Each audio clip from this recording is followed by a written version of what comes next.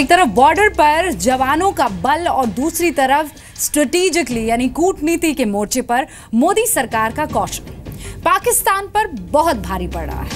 विश्व मंच पर पाकिस्तान अलग थलग पड़ता जा रहा है और अब भारत की कोशिश है नवाज सरकार को पाकिस्तान की जनता से अलग थलग कर देना। सीमा पार से आतंकियों की घुसपैठ कराना, भारत में तबाही मचाना और कश्मीर के नाम पर झूठ फैलाना पाकिस्तान का ये पुराना एजेंडा रहा है।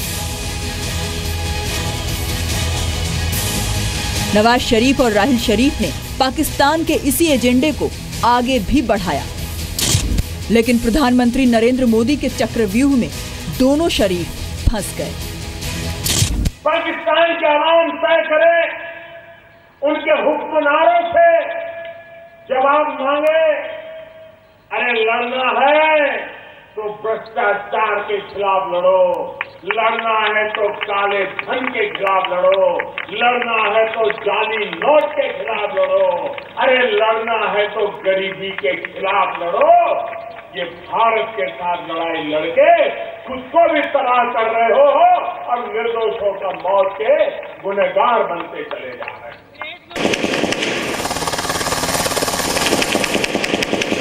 उरी आतंकी हमले के बाद प्रधानमंत्री नरेंद्र मोदी की पाकिस्तान नीति में ये सबसे बड़ा बदलाव है। पहले पीएम मोदी पाकिस्तान की सरकार से बात कर हर समस्या के समाधान की कोशिश में थे, लेकिन नवाज सरकार की आतंक परस्ती को देखने के बाद पीएम मोदी का सीधा संवाद पाकिस्तान की जनता से होने लगा। पीएम मोदी की गरीबी और भ्रष्टाचार से लड़ाई की अपील के बाद पाकिस्तान की जनता नवाज सरकार से हिसाब मांगने लगी। हिसाब मांगे भी क्यों ना, कहां एक और भारत 7.60% जीडीपी की दर से आगे बढ़ रहा है, तो पाकिस्तान सिर्फ 4.7% जीडीपी की दर से रेंग रहा है। भारत की अर्थव्यवस्था 140 लाख करोड़ रुपए से ज्यादा की है, जबकि पाकिस्तान की अर्थव्यवस्था 17 लाख करोड़ रुपए से भी कम है।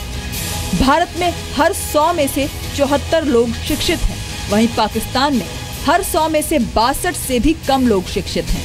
सबसे कम भ्रष्टाचार के मामले में भारत 76वें नंबर पर है, जबकि पाकिस्तान 117वें नंबर पर, यानी भारत के मुकाबले पाकिस्तान में भ्रष्टाचार ज्यादा है। भारत और भारत के प्रधानमंत्री के कट्टर विरोधी होने के बाद भी पाकिस्तानी मीडिया ये कबूल करता है कि पाकिस्तान भारत की तुलना में कहीं नहीं ठहरता। भारत की जो मईशत है मोदी साहब के आने के बाद खासी बेहतर हुई है।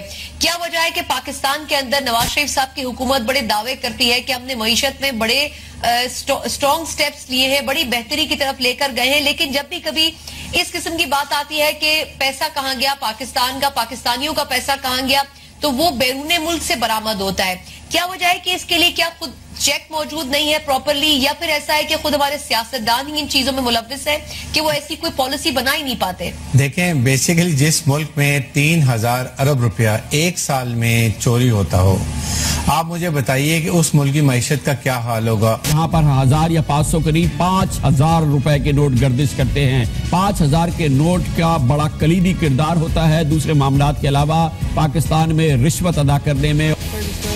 काले धन के खिलाफ लड़ाई में 500 और 1000 के नोट बैन करने के पीएम मोदी के फैसले की भी पाक मीडिया में खूब तारीफ हुई और नवाज सरकार को आड़े हाथों लिया। भारत ने इस सिलसिले में एक बड़ी पहल की है, एक बहुत बड़ी गैर मामूली कार्रवाई की है।